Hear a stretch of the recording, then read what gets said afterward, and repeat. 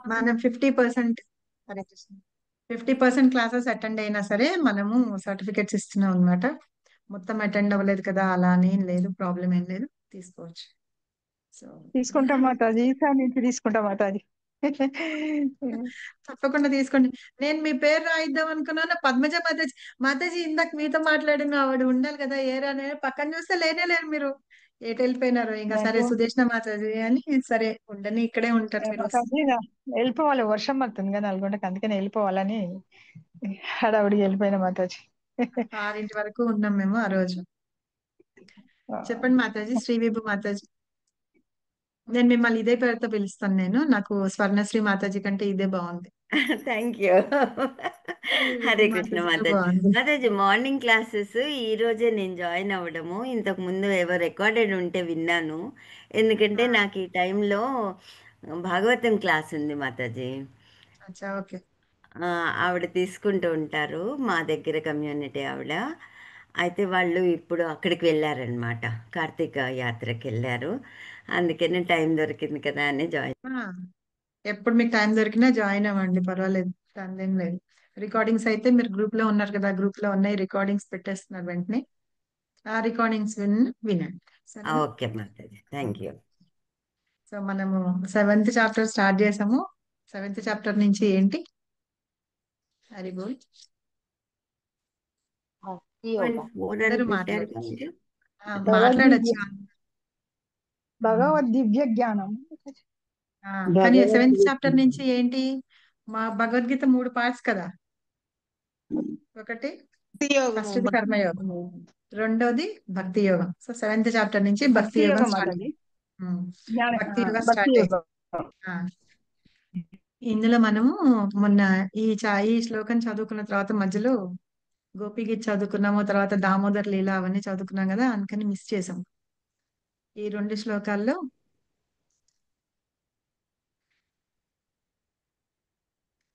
అంటే మనుష్యానాం సహస్రేషు అని చెప్పుకున్నాం కదా. వేలాది మనుషుల్లో సహస్ర అంటే 1000 కదా. వేలాది మనుషుల్లో ఎవరో ఒక్కళ్ళు మాత్రమే భగవంతుని గురించి తెలుసుకొని వాళ్ళు భగవద్ధామానికి వెళ్తారు. ఆయన్నే ఒక్కడ యథార్థంగా ఒక్కడు తెలుసుకుంటారు అని అది అక్కడ చెప్పుకున్నాము.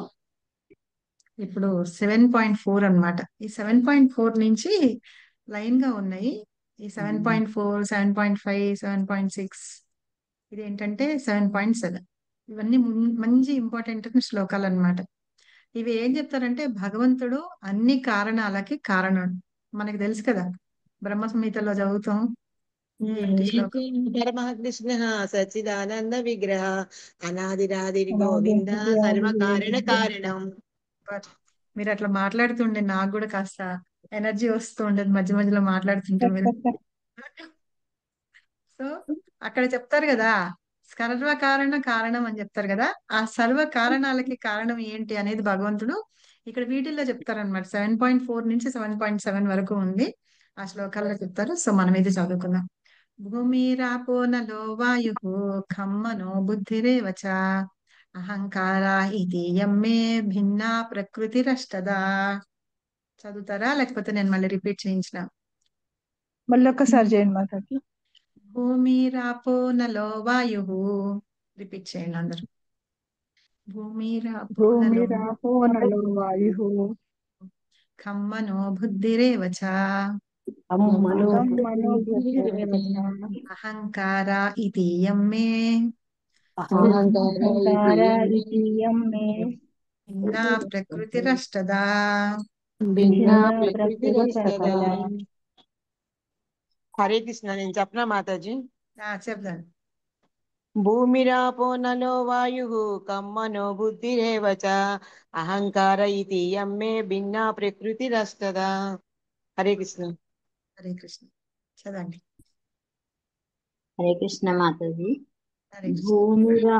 భూమిరాపో నలో వాయు కమ్మనో బుద్ధిరేవ చ అహంకార ఇతీయం మే భిన్నా ప్రకృతిరస్తథా.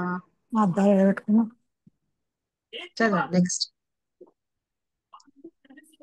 నెక్స్ట్ ఎవరు చెప్తారు? చదవండి అందరు లైన్ లో చదవండి. హరే కృష్ణ.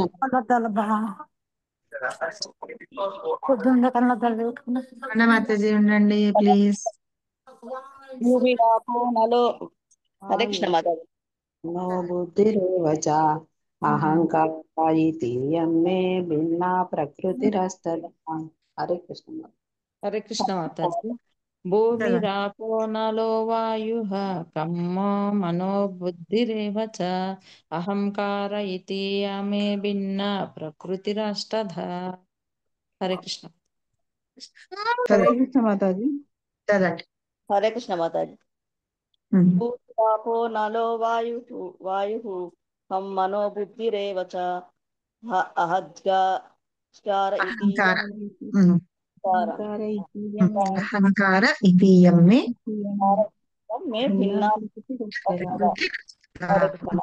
భూమిరాపోనలో వాయు. చదవండి. హరే కృష్ణ మాతాజీ. రేవ చ అహంకార ఇతి యమ్మే భిన్న ప్రకృతి కష్టదా. హరే కృష్ణ. హరే చదవండి కృష్ణ సుదేష్ణ మాతాజీ. మాతాజీ. భూమిరాపో అనలో వాయుః కం మనో బుద్ధిరేవ చ అహంకార ఇతి యమ్మే భిన్న ప్రకృతిరష్టదా. థ్యాంక్ యూ మాతాజీ. హరే సూపర్. కృష్ణ మాతాజీ. చదవండి. హరే కృష్ణ. భూమిరాపో భూమిరాపో నలో వాయు కమ్మనో బుద్ధిరేవ చ అహంకార ఇతి యమ్మే భిన్నా ప్రకృతిరష్టదా. హరే కృష్ణ మాతాజీ. చదవండి. భూమిరాపో ఇంకెవరు నలో వాయుః కం మనో బుద్ధిరేవ చ అహంకార ఇతి యమ్మే భిన్నా ప్రకృతిరష్టదా. హరే కృష్ణ మాతాజీ. హరే కృష్ణ. ఇంకెవరైనా చదువుతారా? సరే, ఎవరైనా ట్రాన్స్లేషన్ చదివేయండి. హరే కృష్ణ మాతాజీ. చదవని. అనువాదం చదువు. భూమి, జలము, అగ్ని, వాయువు, ఆకాశం, మనసు, బుద్ధి మరియు అహంకారము అను ఈ 8 అంశములు సముదాయము నా భిన్న ప్రకృతి అనబడును. ఇక్కడ భాష్యం భగవంతుడు ఏం చదవనా? ఉండండి ఒక్క నిమిషం. ఇక్కడ భగవంతుడు ఏం చెప్తాడంటే భూమి, జలము, అగ్ని, అగ్ని, వాయువు, వాయువు, ఆకాశం వీటిని ఏమంటాం మనం? పంచభూతములు. పంచభూతాలు అంటాం.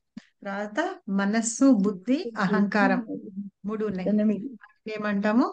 సూక్ష్మ శరీరం అంటాం. చూసారా? బయట మనది బయట శరీరం పంచభూతాలతో తయారు చేయబడింది అయితే లోపల ఉన్న సూక్ష్మ శరీరం మనస్సు, బుద్ధి, అహంకారంతో ఉంటుందట. సో ఈ 8 అంశాలు ఏవైతే ఉన్నాయో అది నా ప్రకృతి అంటారనమాట. ఒక భిన్న ప్రకృతి అంటారట. ఇక్కడ భగవంతుడు 2 విషయాల గురించి చెప్తున్నారు. ఒకటి ఆధ్యాత్మిక విషయం గురించి, తర్వాత ఒకటేమో ఈ మామూలుగా ఈ భౌతిక ప్రకృతి గురించి, రెండిటి గురించి చెప్తున్నారు.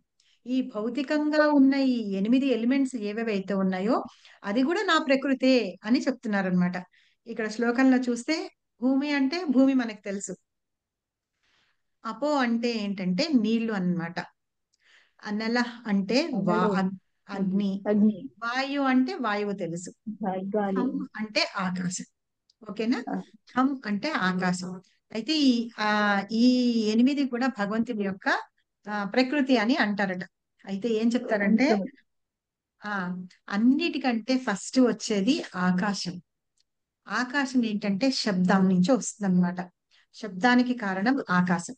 ఆకాశం తర్వాత వాయువు. వాయువుకి ఆకాశం కారణం అవుతుంది. సో ఆకాశం నుండి వాయువు, వాయువు నుండి అగ్ని వస్తుంది, అగ్ని నుండి జలం వస్తుంది, జలం నుంచి భూమి వస్తుంది. అయితే ఈ 5 కూడా వస్తాయి అన్నమాట. అయితే ఆకాశంలో శబ్దం మాత్రమే ఉంటుంది. గుర్తుపెట్టుకోండి, ఆకాశంలో ఫస్ట్ శబ్దం వస్తుంది అనమాట. దాన్నే మనము శ్రవణము అని కూడా అంటాం. అది ఆ శబ్దం వస్తుంది కదా, అది వినాలి మనం. అది వినాలి అంటే దానికి ఏంటంటే ఆ శబ్దాన్ని తీసుకొని వచ్చేది ఏంటి? వాయువు. సరేనా? సరేనా? సో మనం ఈ చెవులో మనకి వినిపించాలి ఆ శబ్దం ఏదన్నా అంటే ఆ రకమైన శబ్దాన్ని తీసుకొని వస్తుంది వాయువు అన్నమాట. సో అందుకని వాయువులో ఏముంటాయట? శబ్ద, స్పర్శ 2 ఉంటాయి. ఆకాశంలో శబ్దం ఒక్కటి ఉంటుంది, వాయువులో శబ్దము, స్పర్శ ఉంటాయి అన్నమాట. అది మనకి తగిలితేనే కదా మనం వినగలుగుతున్నాం. అలాగే అగ్ని దగ్గరికి వెళ్ళేటప్పటికి శబ్దము, స్పర్శ, రూపము ఉంటాయి. కానీ శబ్దంలోనూ వాయువులోనూ రూపం లేదు. దేనిలో ఉంది? అగ్నిలో ఉంది. అగ్ని మనకి కనిపిస్తూ ఉంటుంది కదా, అది మనం టచ్ చేస్తూ కూడా మనకి వేడి చలి అనేది తెలుస్తూ ఉంటుంది. అందుకని స్పర్శ ఉంటుంది. అది అగ్ని రాసుకుంటుంది చూసారా, అప్పుడు టప్ టప్ టప్ అని వస్తుంది శబ్దము. అందుకని ఆ అగ్నిలో కూడా ఈ మూడు ఉంటాయట. తర్వాత జలం, నాలుగోది జలము వచ్చేప్పటికి ఆకాశంలో ఉన్న శబ్దము, వాయువులో ఉన్న ఆ ఇది స్పర్శ, తర్వాత అగ్నిలో ఉన్న రూపము కలిసి ఈ జలంలో రసము అంటే టేస్ట్ కూడా ఉంటుంది మనకి వాటర్ లో. అందుకనే భగవంతుడు ఏమంటారు, మనం తాగే నీళ్ళల్లో ఆ టేస్ట్ ను కూడా నేనే అని చెప్తారు కదా. మనం ఇంకా అక్కడికి వరకు రాలేదు కానీ భగవంతుని యొక్క విభూతి చెప్తూ ఎక్కడెక్కడ భగవంతుడు కనిపిస్తాడు, ఆయన విభూతులు ఏంటి అంటే ఆయన అది కూడా చెప్తారు అనమాట. ఆ నీళ్ళ మనం తినే అదే తాగే నీళ్ళల్లో ఉన్న ఆ టేస్ట్ ని కూడా నేనే అని చెప్తారు. తర్వాత పృథ్వీ అంటే భూమి దగ్గరకు వచ్చేటప్పటికి అందులో శబ్దము, స్పర్శ, రసము, రూపము, గంధము. భూమి యొక్క గొప్పతనం ఏంటి? స్మెల్. స్మెల్ చేస్తాం అన్నమాట. సో ఇవన్నీ ఓకే, స్మెల్ చేస్తామంటే వాసన అంటే గంధం అంటాం అన్నమాట. ఇవన్నీ వస్తాయి. సో ఇవన్నీ ఏంటంటే ఆ గుణాలు వీటిలో కలిసి ఉంటాయి. ఈ పంచభూతాలు ఇవి ఇట్లాగ వస్తూ ఉంటాయి అన్నమాట. వీటి ఎలా వస్తాయి ఇవన్నీ కూడా మనకి భాగవతంలో చెప్తారు. 3rd క్యాంటోలో ఉంటుంది, అందులో చెప్తారు. సరే, మనం ఇప్పుడు ఇక్కడ మనం ఏంటి ప్రైమరీ స్కూల్లో ఉన్నాం కాబట్టి ఇక్కడ వరకు తెలుస్తుంది. సో ఇవన్నీ కూడా ఏంటంటే భగవంతుడు నా నుంచి ఉత్పత్తి అయ్యాయి అని చెప్పి చెప్తున్నారు. అంటే మనం ఇప్పుడు ఏం చెప్పుకోవాలనుకుంటున్నాము? భగవంతుడు సర్వకారణ కారణం అని చెప్పాలనుకుంటున్నాం కదా. అంటే ఈ పంచభూతాలైనా సరే, ఆ పంచభూతాలు ఆ మూడు, ఈ మొత్తం 8 ఎలిమెంట్స్ నా భిన్న ప్రకృతి అని భగవంతుడు చెప్తున్నారు. శ్రీల ప్రభుపాద ఏం చెప్తున్నారు దీనికి ఎక్స్ప్లెనేషన్ చదువుదాం. చదవండి మాతాజీ. సుదేష్ణ మాతాజీ చదువుతున్నారు కదా, చదవండి. చదివా భాష్యం. భగవతత్వ విజ్ఞానము భగవంతుని దివ్య స్థితిని మరియు అతని భిన్న శక్తులను గూర్చి విశ్లేషించి చర్చించును. శాశ్వత తంత్రములో వివరించబడినట్లు ఆ భగవానుని వివిధ పురుషావతారములలోని శక్తియే ప్రకృతిగా పిలువబడును. విశిష్టోస్తు త్రీణి రూపాని పురుష క్యాన జో విదుహ ఏకం తు మహాత స్రష్ట ద్వితీయం ద్వంద్వ సంస్థితం తృతీయం సర్వభూతస్థం తాని జ్ఞాత్మ విముచ్యతే. భౌతిక జగత్తు సృష్టి కొరకై శ్రీకృష్ణ భగవానుని సాంశ రూపము 3 విష్ణు రూపములను దాచును. అందులో మొదటిదైన మహావిష్ణువు మహాతత్వముగా తెలియబడు సమస్త భౌతిక శక్తిని సృష్టించును. 2వ విష్ణు రూపము గర్భోదకశాయి విష్ణువు వివిధ వ్యక్తీకరణలకై అన్ని విశ్వములలోకి ప్రవేశించును. ఇక 3వ విష్ణు రూపము క్షీరోదకశాయి విష్ణువు అన్ని విశ్వములలో పరమాత్మ రూపము విస్తరించును. అతడు పరమాత్మగా పిలువబడుతూ అణువణువులలోను నిలిచి ఉండును. ఈ 3 విష్ణువుల గూర్చి ఎరిగిన వాడు భౌతిక బంధముల నుండి విముక్తి సాధింపగలడు. చదవనా మాతాజీ? ఇంకా హరే కృష్ణ మాతాజీ. హరే కృష్ణ మాతాజీ. ఒక్క నిమిషం, నేను పిక్చర్స్ చూపిస్తాను మీకు, అందుకని ఆగమన్నా. ఓకే మాతాజీ.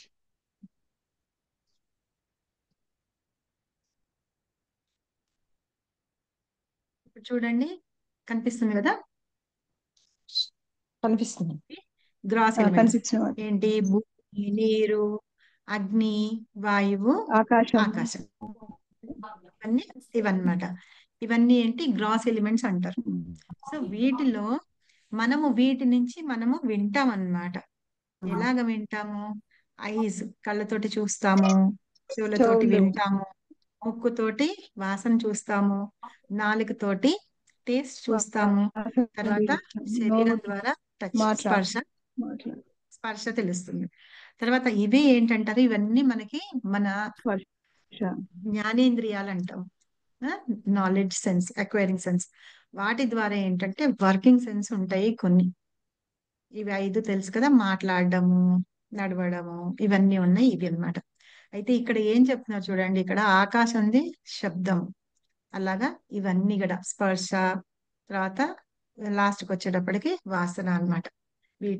ఇవన్నీ ఏంటంటే ఇవన్నీ కూడా ఈ భగవంతుని యొక్క ప్రకృతి అన్నమాట. ఆయన యొక్క భిన్న ప్రకృతి. ఒకటి పరా ప్రకృతి అని రెండోది అపరా ప్రకృతి అని రెండు ఉంటాయి. పర అంటే ఏంటంటే ఆధ్యాత్మికం, అపర అంటే ఏంటంటే భౌతికమైన ప్రకృతి అన్నమాట. దీన్ని ఇన్ఫీరియర్ ఎనర్జీ, ఎక్స్టీరియర్ ఎనర్జీ అంటారు.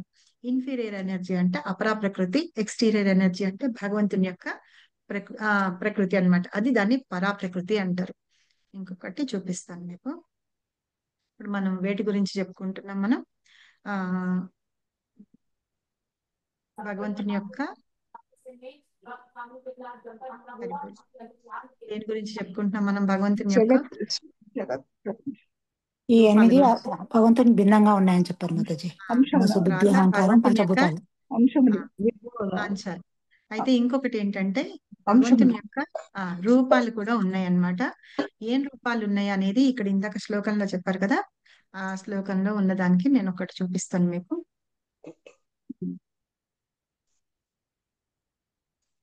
మనకి తెలుసు కదా, క్షీరోదక సాయి విష్ణు, గర్భోదక సాయి విష్ణు, కారణోదక సాయి విష్ణు అని ముగ్గురు విష్ణువులు ఉన్నారు. తెలుసు కదా. చెప్పారు మాతాజీ.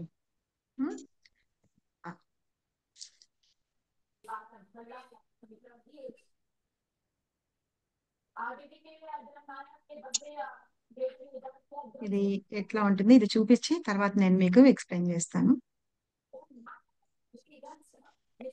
వచ్చింది కదా. వచ్చింది మాతాజీ. ఇదేంటంటే కారణోదక విష్ణు అన్నమాట. మొత్తం ఇదంతా కూడా ఒకటి ఉంటుంది. ఇందులో కారణోదక విష్ణు అని ఉంటారు. ఆయన ఎలా ఉంటారో విడిగా వేరే పిక్చర్ చూపిస్తాను. కింద ఉన్నారు కానీ ఇది ఫుల్ ఇది అవ్వట్లేదు పిక్చర్ తీసుకున్నానికి. ఇక్కడ ఈయన నుంచి ఏంటంటే ఎప్పుడైతే ఆయన శ్వాస తీసుకుంటారు చూసారా, శ్వాస తీసుకున్నప్పుడు ఆయనలోంచి ఈ శరీరం పోర్స్ ఉంటాయి కదా, వాటిల్లోంచి ఒక్కొక్క బ్రహ్మాండం వస్తుంది. ప్రతి బ్రహ్మాండంలోంచి ఇలాగా గర్భోదక సాయి విష్ణువు వస్తారు.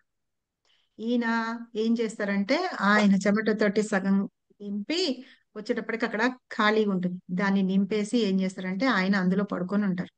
ఆయన నాభి నుంచి ఇక్కడ ఒకటి కనిపిస్తుంది కదా, ఒక తూడు కనిపిస్తుంది కదా, తామర తూడు వచ్చి అందులో బ్రహ్మదేవుడు వస్తారు.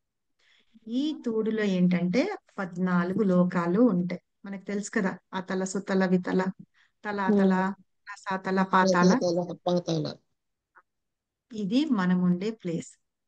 మనం ఉండే ప్లేస్ అంటే ఇది ఒక్కటే కాదు, దీనిలో ఇంకా వివిధ రకాల ఏమంటారు, ఇంకా కొన్ని బ్రహ్మాండాలు కూడా ఉంటాయి భూలోక దానిలో కూడా. అయితే ఇక్కడ కిందకు వచ్చేటప్పటికి తామరతూడులో కిందకు వస్తే ఇవన్నీ లోవర్ ప్లానెట్స్ అంటారు. అంటే నరకలోకాల్లో చెప్తాం కదా మనం, అతల వితల సుతల తలాతల మహాతల పాతాల రసాతల పాతాళ లోకాలు ఉంటాయి. ఇక్కడ ఈ తూడికి మధ్యలో బ్రహ్మలోకం, మన భూలోకం ఉంటుంది. దీనిపైన భువర్ సువర్ మహాలోక, జనలోక, తపోలోక, సత్యలోక ఉంటుంది. ఈ సత్యలోక అనేది బ్రహ్మదేవుని యొక్క లోకం అన్నమాట.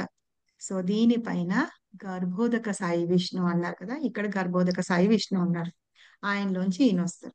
ఈ గర్భోదక సాయి విష్ణు దానిలోంచి ఒక్కొక్క బ్రహ్మాండం వచ్చిందా, ప్రతి బ్రహ్మాండంలోనూ గర్భోదక సాయి విష్ణు ఉంటారు.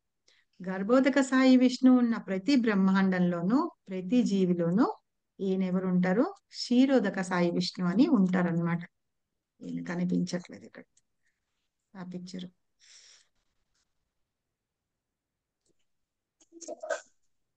అది అందులో భగవంతుడు ఉంటారనమాట. సో అట్లాగా మనము తెలుసుకుంటాము ఎవరు ఏంటి అని. సో ఈ ముగ్గురు కూడా ఆయన అన్నిటికీ కారణం. ఈయన వచ్చి ఇందాక నేను చెప్పిన కారణోదక విష్ణు. సరేనా. ఈయన పడుకొని ఉన్నారా, ఇందులో పడుకొని ఉన్నప్పుడు శ్వాస బయటికి వదిలినప్పుడు ఇలా బబుల్స్ లాగా వచ్చినవన్నీ ఒక్కొక్క బ్రహ్మాండం.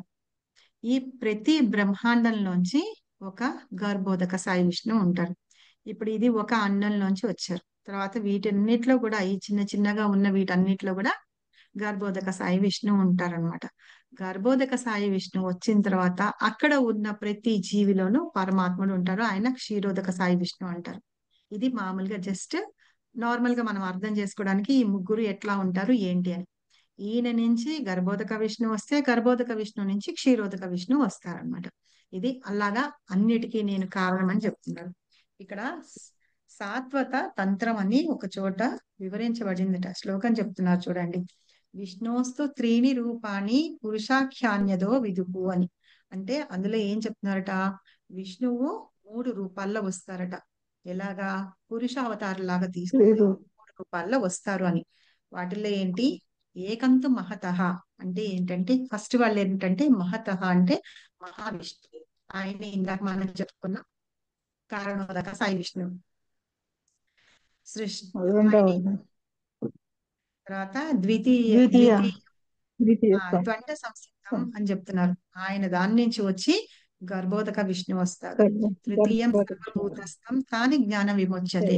మూడవ ఆయన ఎవరు? క్షీరోదక సాయి విష్ణు. ఆయన ప్రతి జీవిలోనూ పరమాత్ముడుగా ఉంటారు అని చెప్తున్నారు అనమాట. సో ఇది సాత్వత తంత్రంలో చెప్పారట. భగవంతుని యొక్క పురుషావతారాలు 3 ఉన్నాయి. ఆయన 3 ఎవరెవరు ఉంటారు అని చెప్పేసి ఇలాగా మొత్తం భగవంతుడు ఏంటంటే ప్రతి చోట ఉంటూ ఆయన ప్రతి పని జరగడానికి ఆయన అన్నిటికీ కారణం ఆయనే అవుతారనమాట. దాని గురించి చెప్తున్నారు. ఇంకొకటి ఏంటంటే మనందరి హృదయంలో భగవంతుడు పరమాత్మగా ఉన్నాడు కదా. ఇప్పుడు మనం ఒక చెక్క కోకోనట్ ఏదైనా తీసుకున్నాం అనుకోండి, ఆ కోకోనట్ బయట కొబ్బరికాయ, ఆ కొబ్బరికాయ పైన చాలా హార్డ్ ఇది ఉంటుంది కదా. అలాగే మన దేహం అయితే దాని లోపల కొబ్బరి అవి ఉంటాయి కదా. అలాగా భగవంతుడు అంటే పరమాత్మ రూపంలోనూ ఆత్మ రూపంలో జీవాత్మ రూపంలో మన దేహంలో ఉంటారనమాట. సో అట్లాగా ఒక జీవిలో భగవంతుడు అలా ఉంటారు అని చెప్తుంటారు. ఇది కూడా నేను మీకు ఒక పిక్చర్ చూపిస్తాను. నేను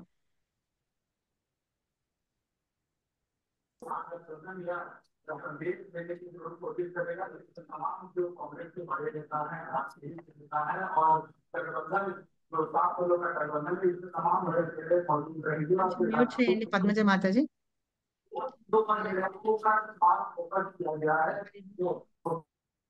నాకు ఇక్కడ షేర్ ఇక్కడ చూసారా? ఇప్పుడు మీకు ఈ పిక్చర్ కనిపిస్తుందా? కనిపిస్తుంది కదా. ఈయన పరమాత్మ అన్నమాట. ఈయన క్షీరోదక సాయి విష్ణు లాగా. ఈయన పరమాత్మ, ఇదేమో స్పిరిట్ సోల్ అంటే జీవాత్మ అన్నమాట. ఇది సూపర్ సోల్ అంటారు. సూపర్ సోల్ ఇది అంటారు.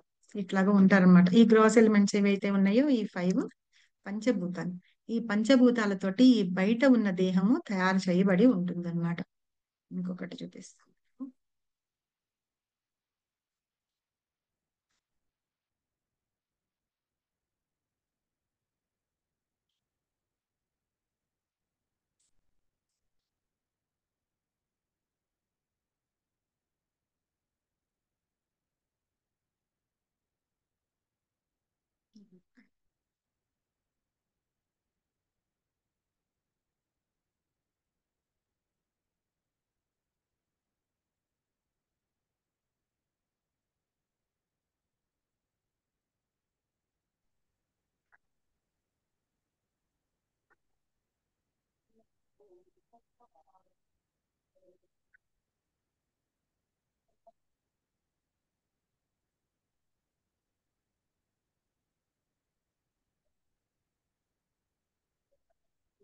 కనిపిస్తుందా?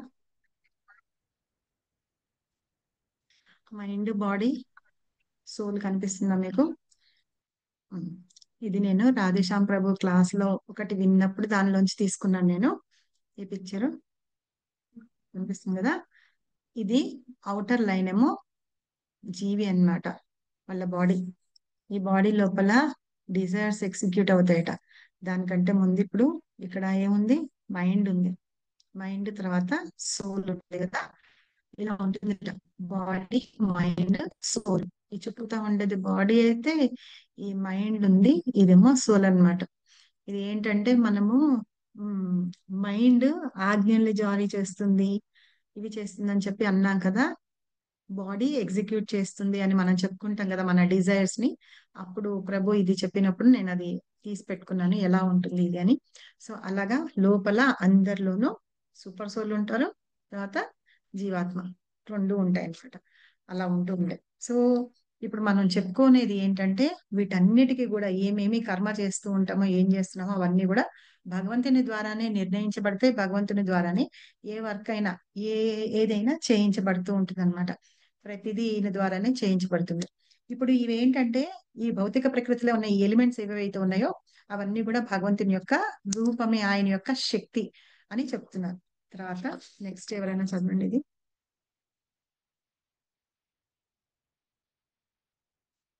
ఇది ఎవరైనా చదవండి. నెక్స్ట్ సెకండ్ పారాగ్రాఫ్ నేను చదవనా? చదవండి, ఎవరైనా చదవండి. ఇప్పుడు ఓకేనా? నేను చూపించిన పిక్చర్స్ ఏమన్నా కాస్త మీనింగ్ఫుల్ గా ఉన్నాయా, అనిపించిందా, మీకు అర్థమైందా? అయింది మాతాజీ. అర్థమైంది మాతాజీ. మాతాజీ కొంచెం స్క్రీన్ పెద్ద చేరు. ఓకే, కనిపిస్తుంది ఇప్పుడు. ఈ విష్ణు స్తుతి రూపీణ అది అక్కడి నుంచి చదవాలి మాతాజీ. ఈ భౌతిక జగత్తు భగవానుని విభిన్న శక్తులు అక్కడి నుంచి. ఈ భౌతిక జగత్తు భగవానుని విభిన్న శక్తులలో ఒకనొక శక్తి యొక్క తాత్కాలిక ప్రదర్శనము. అట్టి భౌతిక జగత్తు యొక్క కార్యకలాపము లన్నీయు పురుషావతారములుగా పిలువబడు శ్రీకృష్ణుని స్వాంశ రూపములుగా అయిన ముగ్గురు విష్ణువుల ద్వారా నిర్దేశింపబడు చుండును. సాధారణంగా భగవద్ విజ్ఞానము లేనివారు ఈ జగత్తు జీవుల విషయ భోగానుభవమునకై కలదని భావింతురు. అంతేకాకుండా వారు జీవులే భౌతిక ప్రకృతికి కారణములు, నియామకులు, భోక్తలుగాను భావింతురు. భగవద్గీతను అనుసరించి అట్టి నాస్తికమైన ఈ అభిప్రాయము సరైనది కాదు. వాస్తవమునకు శ్రీకృష్ణుడే సమస్త సృష్టికి మూల కారణమని ప్రస్తుత శ్లోకమును చెప్పబడినది. శ్రీమద్ భాగవతం కూడా దీనినే నిర్ధారించుచున్నది. భౌతిక సృష్టి అందలి మూలకము లన్నీయును భగవానుని విభిన్న శక్తులు. నిరాకారవాదులు చరమగమ్యమైన బ్రహ్మజ్యోతి స్క్రీన్ పైకనాలు మాతాజీ. బ్రహ్మజ్యోతి కూడా ఆధ్యాత్మిక ఆకాశమునందు వ్యక్తమైన భగవానుని ఆధ్యాత్మిక శక్తియే. వైకుంఠ లోకములలో వలె బ్రహ్మజ్యోతిలో ఆధ్యాత్మిక వైవిధ్యములు గోచరించవు. అయినను నిరాకారవాదులు ఈ బ్రహ్మజ్యోతి అననే శాశ్వత చరమగమ్యముగా భావింతురు. పరమాత్మ రూపము కూడా నిరోధక సాయి విష్ణువు యొక్క తాత్కాలికమైన వ్యాపక అంశమై ఉన్నది. ఆధ్యాత్మిక జగత్తునందు ఆ పరమాత్మ రూపము నిత్యమై ఉండదు. కనుకనే వాస్తవమునకు పరతత్వమనగా దేవాది దేవుడైన శ్రీకృష్ణుడే. అతడే సర్వశక్తిమంతుడు. అతడే వివిధములైన విభిన్న శక్తులను మరియు అంతరంగిక శక్తులను కలిగి ఉన్నాడు. హరే కృష్ణ. హరే కృష్ణ మాతాజీ. Thank you very much Mataji. హరే కృష్ణ. ఇక్కడ ఏం చెప్తున్నారంటే భగవంతుడుట అన్ని ఆయన ద్వారానే జరుగుతాయి. ఈ భౌతిక జగత్తులో ఉన్న శక్తులు అన్ని కూడా భగవంతుని శక్తులే అని చెప్తున్నారు. వాటిని ఏమంటారంటే పురుషావతారాలు అంటున్నారు. ఆ పురుషావతారాలు ఎక్కడి నుంచి వచ్చినాయి అంటే కృష్ణుడి నుంచి వచ్చినాయి. దీనికి ఇక్కడ నేను మీకు ఇంకొకటి చూపిస్తాను.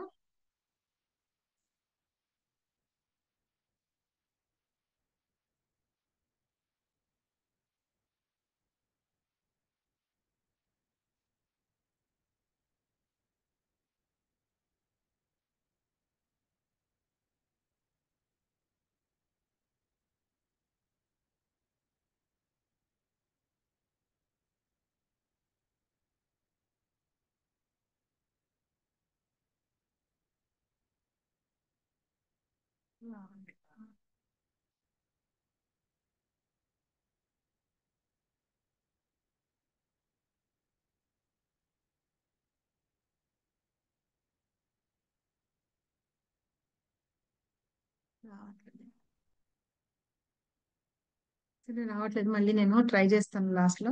ఏంటంటే భగవంతుడు ఫస్ట్ కృష్ణ ఉంటారు. కృష్ణ యొక్క స్వాంశ రూపం అంటారు అనమాట. ఆయన నుంచి ఫస్ట్ ఎక్స్పాన్షన్ ఎవరు వస్తారో బలరాముడు వస్తారు. బలరాముడి నుంచి ఎక్స్పాన్షన్ ఫస్ట్ చతుర్వ్యూహం అంటారు. ఎవరెవరు ఉంటారు?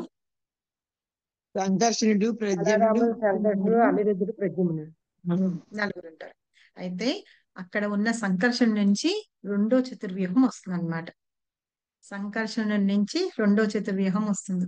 మళ్ళీ వాళ్ళే ఉంటారు. సంకర్షణ, అనిరుద్ధ, ప్రద్యుమ్న, వాసు. వాస్తవం. సో ఈ రెండో సంకర్షణ నుంచి పురుష అవతారాలు, మిగతా అవతారాలు అంటే 6 రకాల అవతారాలు వస్తాయన్నమాట. పురుష అవతారాలు, లీలా అవతారాలు, మన్వంతర అవతారాలు, యుగ అవతారాలు, ఇంకా ఏంటి శక్త్యావేశ అవతారాలు అని అలాగా అన్ని అవతారాలు వస్తూ ఉంటాయి. సో వాటిల్లో ఫస్ట్దైన పురుషావతారాలు ఏదైతే ఉందో అది ఈ భౌతిక ప్రకృతి దానికి సంబంధించిన శక్తి అని చెప్తున్నారనమాట ఇక్కడ. కాబట్టి ఏంటంటే భౌతిక ప్రకృతి, ఈ భౌతిక ప్రకృతి భగవంతుడి నుంచి శ్వాంస అవతారంగా వచ్చిన ఈ పురుషావతారాల్లో ఉన్న ఈ ముగ్గురు కూడా ఏంటంటే భగవంతుని యొక్క శక్తే, ఆయన ద్వారానే వచ్చి ఈ భౌతిక ప్రకృతిని అనేది సృష్టింపజేస్తుంది అనమాట. ఈ మనం ఇందాక చెప్పుకున్న ఎలిమెంట్స్ అన్ని ఏముంటాయి చూసారా, అవే కాక ఇంకా 15 ఎలిమెంట్స్ కలిపి అంటే మొత్తము 24 ఎలిమెంట్స్ ఉంటాయన్నమాట. ఇందాక మనం చూసాము ఇవన్నీ మొత్తం వచ్చి పంచభూతాల్లాగా పంచేంద్రియాలు, వాటి తర్వాత జ్ఞానేంద్రియాలు ఉన్నాయి, తర్వాత పని చేసే ఇంద్రియాలు ఉంటాయి, అవన్నీ కూడా కలిపి మొత్తం 24 అవుతాయి. ఆ ఇంద్రియాలన్నీ వాటన్నిటినీ ఉన్నవి 24 ఎలిమెంట్స్ అంటాం. ఆ ఎలిమెంట్స్ అన్నిటి మీద ఏంటంటే భగవంతుడు ఎవరైతే కారణోదక సాయి విష్ణు పడుకొని ఉన్నారు చూసారా, ఆ కారణ సముద్రంలో ఆయన ఏం చేస్తారంటే కళ్ళు మూసుకొని ఉన్నా సరే ఆయన దృష్టిని ఆ ఎలిమెంట్స్ మీదకి సారిస్తారనమాట. అలా సారించినప్పుడు వాటిల్లో జీవం వస్తుంది, దాన్ని మహత్తత్వం అంటారు. దానిలో ఆ రకంగా మొత్తము ఈ ప్రపంచాన్ని అంతటిని బ్రహ్మదేవుడు సృష్టిస్తారు ఈయన దగ్గర తీసుకుని వాటన్నిటితోటి. ఈయనన్నిట్లో మనం భాగవతంలో 2nd cantoలో వచ్చినప్పుడు విశ్వ సృష్టి గురించి చెప్తారు కదా, అప్పుడు చెప్పుకుందాం. సో ఇట్లాగా భగవంతుని యొక్క ఈ ముగ్గురు రూపాలు ఏదైతే ఉన్నాయో ఇవన్నీ కూడా ఏంటంటే ఆయన నుంచి వచ్చిన శక్తులే. కానీ మనం అందరం ఏమనుకుంటామంటే ఏదైనా సరే చూసి మనమే భోక్త అని, మనమే యజమానులమని, అంటే వీటన్నిటికీ వేరే ఇంకొక కారణం ఏం లేదు అని చెప్పేసి అనుకుంటాం. ఎప్పుడైతే మనం ఈ భగవంతుని యొక్క జ్ఞానం ఏదైతే ఉందో తెలుసుకుంటాం చూసారా, అప్పుడు మనము వీటన్నిటికీ మనం కర్త కర్మ క్రియ అన్ని మనం కాదు, అన్నిటికీ భగవంతుడే కర్త కర్మ క్రియ అని మనం తెలుసుకోగలుగుతాంట. లేకపోతే అప్పటి వరకు మనమే భోక్తలుగా అనుకుంటూ ఉంటాము. ఎప్పుడైతే తెలుసుకుంటామో ఈ సృష్టికంతటికి కారణం కూడా భగవంతుడే అనే విషయాన్ని మనం తెలుసుకుంటాం. ఇక్కడ ఇంకా చెప్తున్నారు చూడు, శ్రీమద్ భాగవతంలో కూడా ఇదే నిర్ణయిస్తుంది, ఇదే నిర్ధారిస్తుంది అని. సో ఇలాగా శ్రీమద్ భాగవతంలో చెప్పారు. ఎక్కడ చెప్పారు? ప్రభుపద అంటారనమాట, మనము కలికాలంలో ఉన్నాం కదా, మనం అందరం ఎట్లా ఉంటాంటే ఎవరన్నా వచ్చి మనల్ని తప్పుదారిన పట్టిస్తూ ఉంటే మనం వాళ్ళ దారిన వెళ్ళిపోతూ ఉంటాంట. మనకి ఎన్ని రకాలుగా మళ్ళీ పుస్తకాలు గాని పురాణాలు కానీ అన్ని ఉండి మనకి భగవంతుడు ఏంటో అనే జ్ఞానాన్ని పెంచడానికి ఉన్నా సరే మనం ఏం చేస్తామంటే మనం ఎవరైతే అంటే all which glitters is not gold అంటాం చూసారా, అయితే ఆ పై మెరుగులకు చూసి మనము వాటికి అట్రాక్ట్ అయిపోయి వాటి వెంట వెళ్తూ ఉంటాయంట. అందుకని మనం ఏం చేస్తారంటే మనకి ఏంటంటే శ్రీమద్ భాగవతం లాంటి పురాణాలు ఉన్నాయి కదా, వాటన్నిటిలో మనకి ప్రూఫ్ చూపించి పెట్టారనమాట. ఇదిగో అది కాదు, భగవంతుడి నియామకం ద్వారానే ఇవన్నీ వస్తుంది, ఇవన్నీ కూడా భగవంతుని యొక్క శక్తి అనేసి చెప్తూ ఉన్నారనమాట. ఇంకా కొంతమంది ఏంటంటే నిరాకార జ్యోతి, బ్రహ్మ జ్యోతి వాటన్నిటిలోనూ ఉంటారు కదా, అక్కడ కూడా వెళ్ళినా సరే వాళ్ళందరూ నిజంగా ఆధ్యాత్మికంగా ఉన్నా కూడా భగవంతుని యొక్క దర్శనం కలగాలి అంటే భగవంతుని సేవ చేయాలి అన్నమాట. ఇదే విషయం చెప్తూ ఈ బ్రహ్మజ్యోతి అని చెప్తున్నారు చూసారా, అదే వాళ్ళ చర్మ గమ్యం అని భావిస్తారు. కానీ అది కాదు కావాల్సింది, భగవంతుని స్వయంగా మనం చేరుకోవడం, ఆయన లోకం చేరడం అన్నమాట. అదే ఆధ్యాత్మిక జగత్తు వెళ్ళడము, అదే అక్కడ ఎప్పుడు అది అలాగే ఉంటుందన్నమాట. ఈ సృష్టి జరుగుతుంది, తర్వాత నియామకం అంటే మెయింటైన్ చేయబడుతూ ఉంటుంది, తర్వాత ప్రళయం వస్తుంది. అయినా సరే భగవంతుడు తన ధామంలో అలాగే ఉంటారు, మిగతా వాళ్ళందరూ కూడా ఈ ప్రళయంలో వెళ్ళిపోతారనమాట. ఈవెన్ భగవంతుడు బ్రహ్మదేవుడి దగ్గర నుంచి వెళ్ళిపోతారు. సో ఇవన్నీ కూడా ఏంటంటే భగవంతుడు తన సృష్టి ద్వారానే ఇవన్నీ చేస్తున్నారు అన్న విషయాన్ని మనం అర్థం చేసుకోలేకపోవడానికి కారణం ఏంటి అంటే మనకి అజ్ఞానంతో ఉన్నాం కాబట్టి మనం తెలుసుకోలేంట. ఇక్కడ మళ్ళీ పైన తెలుపబడిన భౌతిక ప్రకృతి ఎందు అని చెప్తున్నారు. చదవండి ఇది ఎవరైనా. హరిబోల్. హరే కృష్ణ మాతాజీ. చదవండి మాతాజీ. పైన తెలుపబడినట్లు భౌతిక ప్రకృతి యందు ముఖ్యముగా 8 అంశములు కలవు. వీనిలో భూమి, జలము, అగ్ని, వాయువు, ఆకాశములన్నవి మహత్తర సృష్టి లేదా స్థూల సృష్టిగా పిలువబడును. వీని అందే శబ్దము, స్పర్శ, రూపము, రసము, గంధము అను 5 ఇంద్రియార్థములను ఇమిడి ఉన్నవి. భౌతిక విజ్ఞాన శాస్త్రమునందు ఈ 10 అంశముల కంటే అధికములైనవి ఏమీయూ లేవు. కానీ మనస్సు, బుద్ధి, అహంకారము అని మిగిలిన 3 అంశములు భౌతికవాదులచే నిర్లక్ష్యము చేయబడుచుండును. మనోకర్మల యందు మునిగిన తాత్వికులు కూడా సర్వమునకు మూల కారణము శ్రీకృష్ణుడని ఎరుగలేనందున జ్ఞానమునందు అసంపూర్ణులై ఉన్నారు. నేను, నాది అనే అహంకార భావనమే భౌతిక స్థితికి మూల కారణము. అట్టి అహంకారము భౌతిక కర్మలకు ఉపయోగపడు దశేంద్రియములను కూడియుండును. బుద్ధి అనునది మహత్తత్వమనబడు సర్వ భౌతిక సృష్టిని సూచించును. కనుక భగవానుని విభిన్నములైన ఈ అష్టశక్తుల నుండి భౌతిక జగత్తు యొక్క 24 అంశములు వ్యక్తమగుచున్నవి. ఇవి నాస్తికమైన సాంఖ్యతత్వమునకు చర్చనీయాంశమైన విషయములు. వాస్తవమునకు అవి అన్నీను మొదట శ్రీకృష్ణుని శక్తి నుండి ఉద్భవించి అతని నుండి విడివడి ఉన్నవి. కానీ అల్పజ్ఞులు నాస్తికులైన సాంఖ్య తత్వవేత్తలు అట్టి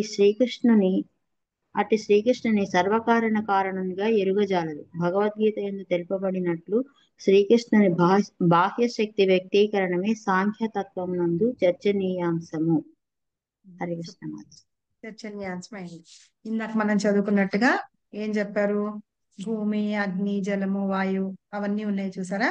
అవి ఇంకా ఏంటంటే వాటిలో నేను చెప్పాను కదా, శబ్దము, స్పర్శ, రూపము, రసము, గంధము, ఈ 5 ఇంద్రియాలు ఇమిడి ఉన్నాయి అన్నమాట దానిలో. తర్వాత ఇందాక మనం చెప్పుకున్నట్టుగానే ఇంకా ఏమున్నాయి?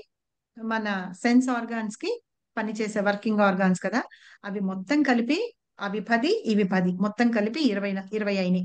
తర్వాత మనస్సు, బుద్ధి, అహంకారము, ఈ ప్రకృతి, ఇవన్నీ కలిపి 24 అయినాయి అన్నమాట. ప్రకృతి తీసేస్తే 23 అవుతాయి. ఈ 23 కూడా ఎక్కడి నుంచి వచ్చినాయటంటే భగవంతుని శక్తి అన్నమాట. ఇవన్నీ కూడా ఆయన నుండి వచ్చినాయి. అయితే ఆ 20 పక్కకు పెట్టి ఈ 3 మనస్సు, బుద్ధి, అహంకారం ఉంది చూసారా? ఇది ఏమంటారటంటే ఈ భౌతికవాదులందరూ ఏంటంటారటంటే వీటిని నిర్లక్ష్యం చేస్తారట. నిర్లక్ష్యం చేస్తూ వాళ్ళు ఏమనుకుంటారట, శ్రీకృష్ణుడు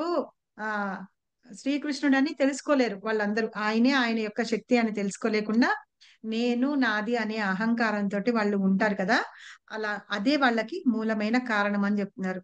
అయితే ఈ ఇంద్రియాలు, 10 ఇంద్రియాలు ఉన్నారు కదా, వాటన్నిటిని మనసు, బుద్ధి, అహంకారము కాకుండా సూక్ష్మ శరీరం అంటాము.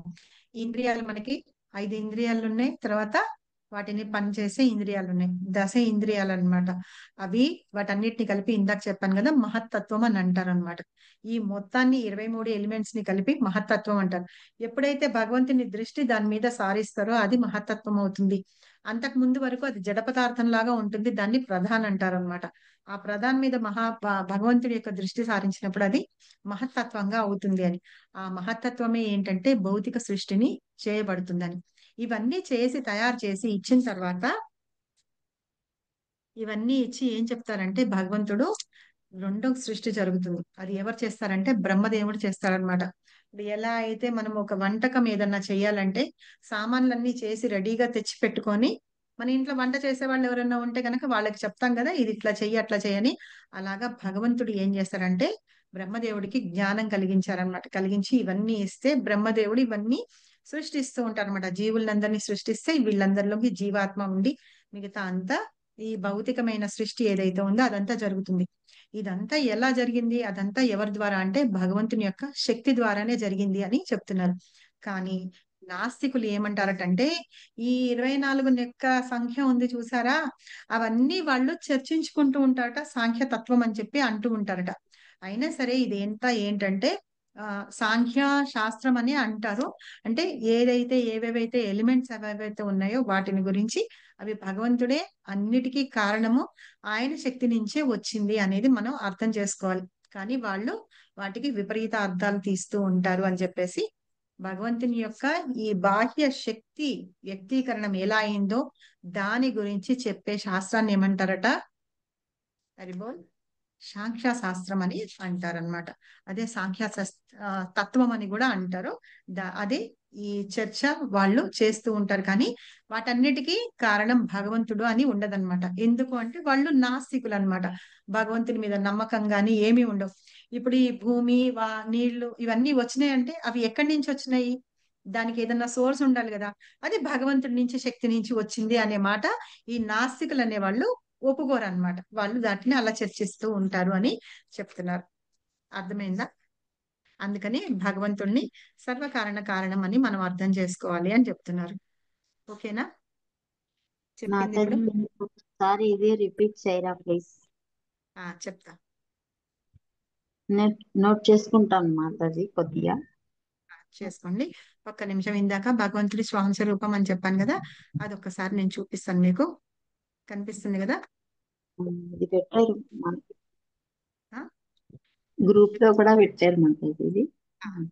ఇది అప్పుడు మనం డిస్కస్ చేసుకున్నాం. ఇదిగో చూడండి, ఇది స్వాంశ రూపం. ఓకే, ఈయన భగవంతుడు. ఈయన నుంచి వచ్చేది స్వాంశ ప్రకాశ అంటారు అనమాట. ఒకటి ప్రభావ ప్రకాశ అంటారు, వైభవ ప్రకాశ అంటారు. ప్రభావ ప్రకాశ అంటే ఏంటంటే భగవంతుడు తన రూపాన్ని విస్తరిస్తారనమాట. ఎన్ని కావాలంటే అన్ని రకాలుగా విస్తరిస్తారు.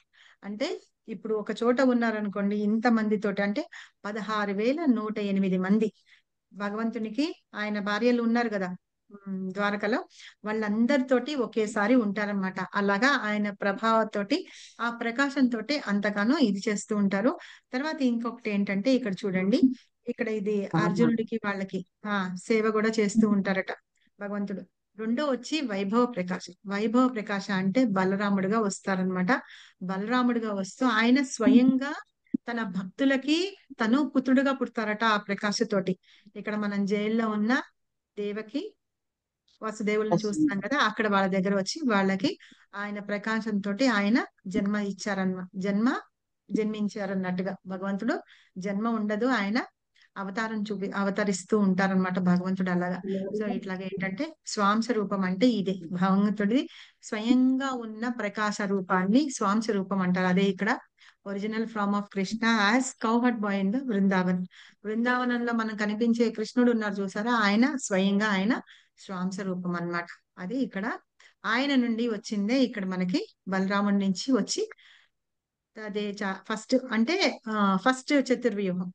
ఈ ఫస్ట్ చతుర్వ్యూహంలో మళ్ళీ సంకర్షణ నుండి మళ్ళీ విభావ విలాస ద్వారా మళ్ళీ ఇంకో చతుర్వ్యూహం వస్తుంది. దానిలోంచే వీళ్ళు వస్తారనమాట. మళ్ళీ ఇక్కడ సంకర్షణ ఉన్నాడు కదా, సంకర్షణ నుంచి ఇది రెండో చతుర్వ్యూహం. ఇక్కడ నా కర్సర్ కనిపిస్తుంది కదా, ఇది రెండో చతుర్వ్యూహం. రెండో చతుర్వ్యూహంలో మళ్ళీ సంకర్షణ నుంచి ఇది పురుషావతారాలు ఫస్ట్. వీళ్ళ ముగ్గురు అన్నమాట. వీళ్ళ ముగ్గురు పురుషావతారాలు. కారణోదక సాయి విష్ణు, గర్భోదక సాయి విష్ణు, క్షీరోదక సాయి విష్ణు. ఈ ముగ్గురు వస్తారు. క్షీరోదక సాయి విష్ణు ఈ ముగ్గురు వస్తారు. మిగతావన్నీ కూడా ఏంటంటే భగవంతుని యొక్క మిగతా వేరే వేరే రూపాలన్నమాట. లీలావతారాలు గాని, గుణావతారాలు గాని, యుగావతారాలు, మన్వంతర అవతారాలు. ఇదేమో శక్తి ఆవేశ అవతారం అన్నమాట. భగవంతుడు ఒక్కొక్కప్పుడు తన శక్తితోటి వేరే రూపంలో కూడా వస్తూ ఉంటారన్నమాట. శక్తిని తన భక్తులకి ఎవరికన్నా ఇచ్చి భగవంతుడు వస్తూ ఉంటారు. అలాగే నారదుడు, మిగతా వాళ్ళందరూ ఉన్నారు ఇక్కడ. పరశురాముడు, పృథు మహారాజు ప్రపంచాన్ని పాలించడానికి పృథు మహారాజుకి శక్తి ఆవేశ రూపంలో వచ్చారు. అలాగే నారదమునికి భక్తి ఆవేశ రూపంలో వచ్చారు. అలాగే లార్డ్ బ్రహ్మకి ఏంటంటే సృష్టి శక్తిని భగవంతుడు ఇచ్చారు కదా, అలాగే బ్రహ్మదేవుడు. అలాగా ఇంకొకటి ఏంటి అనంత దేవ అంటే ఆదిశేషుడు, ఆయన ఉన్నారు కదా, ఈ భూభారాన్ని మోసే శక్తిని అనమాట. అనంత శేషనాడు కూడా అలాగా. సో ఇలాగా భగవంతుడు అనేక అవతారాలు తీసుకుని వస్తూ ఉంటారు. వాటిల్లో ఈయన ఫస్ట్ ఈ భౌతిక ప్రకృతి సృష్టి అనేది ఈయన ద్వారానే జరుగుతుంది. ఈ 3 అవతారాల్లో ఉన్న ముగ్గురు ద్వారానే జరుగుతుంది అని చెప్తున్నారు అనమాట. ఓకే, ఇప్పుడు మాతాజీ మీరు అన్నారు కదా, దాని గురించి చెప్తాను. నగేష్ ప్రభు హ్యాండ్ రైస్ చేశారు దేనికి? మాతాజీ అది పీడిఎఫ్ గ్రూప్ లో పోస్ట్ చేస్తారా మాతాజీ? ఏ పీడిఎఫ్? పిక్చర్ ఇదే ఇందాక నేను మాతాజీ. ఏది అవతారాలదా? అవును మాతాజీ, జస్ట్ ఇప్పుడు చూపించారు. మళ్ళీ చేస్తాను ఒకసారి. ఇక్కడ ఓకే, థ్యాంక్ యూ. ఇక్కడ ఏం చెప్తున్నారంటే మనము పర్పట్లో చూసుకుంటే కరెక్ట్ గా పైన ఏం చెప్పారు, పంచభూతాలు ఉన్నాయి కదా, భూమి అగ్ని నీరు ఆకాశం అవన్నీ కదా. ఇవి ఏం చేస్తారంటే ఇది మామూలుగా సృష్టి అంటారు. మనం ఏం చెప్పుకున్నాం, ఈ పంచభూతాలు ప్లస్ మూడు, మనస్సు బుద్ధి అహంకారం. మనకి బయట శరీరం, స్థూల శరీరము సూక్ష్మ శరీరం, రెండు శరీరాలు ఉన్నాయి తెలుసు కదా. మనలో ఉన్న సూక్ష్మ శరీరం ఏమో మనస్సు బుద్ధి అహంకారంతో తయారు చేయబడుతుంది. ఓకేనా. ఈ బయటనున్న స్థూల శరీరం ఏమో ఈ పంచభూతాలతోటి నిర్మింపబడి ఉంటుంది. ఓకే. ఈ పంచభూతాలతోటి నిర్మింపబడి ఉన్న దాన్ని ఏంటంటే మనము ఈ అది అసలు ఎలా వచ్చినాయి అనే దానికి ఇందాక ఫస్ట్ లో నేను చెప్పానా, శబ్దము స్పర్శ రూపము రసము గంధము. ఫస్ట్ ఈ శబ్దం అనేది ఎక్కడంటే ఆకాశం, ఆకాశం దానికి సోర్స్ అన్నమాట. ఓకే, ఆ కారణం ఆకాశము అన్నమాట. తర్వాత రెండోది వాయువు. ఆకాశము శబ్దం కారణంగా వస్తే ఈ రెండోది ఉన్న వాయువు ఎక్కడి నుంచి వస్తుంది, ఆకాశం కారణంగా వస్తుంది. తర్వాత అగ్ని ఏమో వాయువు కారణంగా వస్తుంది. ఈ జలం ఏమో అగ్ని కారణంగా వస్తుంది. భూమి ఏమో జలం కారణంగా వస్తుంది. ఎలా అంటే ఇప్పుడు చూడండి, మనకి ఆకాశంలో ఉరుములు వస్తాయా, సరేనా. ఆ ఉరుములు వచ్చిన వాటి మూలంగా వాయువు అనేది వస్తుంది, గాలి అనేది వస్తుంది. అది ఏం చేస్తుంది, తర్వాత అగ్ని వస్తుంది. అంటే స్పార్క్స్ అవి వస్తాయి కదా, ఏమంటాం వాటిని, ఉరుములు మెరుపులు అవి వస్తాయి కదా, వస్తుంటాయి. ఆ తర్వాత ఏంటంటే వాయువు గాలి వస్తుంది, తర్వాత ఈ వాన పడుతుంది. అవునా. అయితే ఇక్కడ ఇంకోటి ఏంటంటే మనకి భూమి మీద ఉన్న నీరు ఇవాపరేట్ అయ్యి మబ్బుల్లోకి వెళ్తుంది కదా, మబ్బుల్లోకి వెళ్ళింది, దాన్ని కండెన్సేషన్ ప్రకారం భూమి మీదకి వానలాగా పడుతూ ఉంటుంది.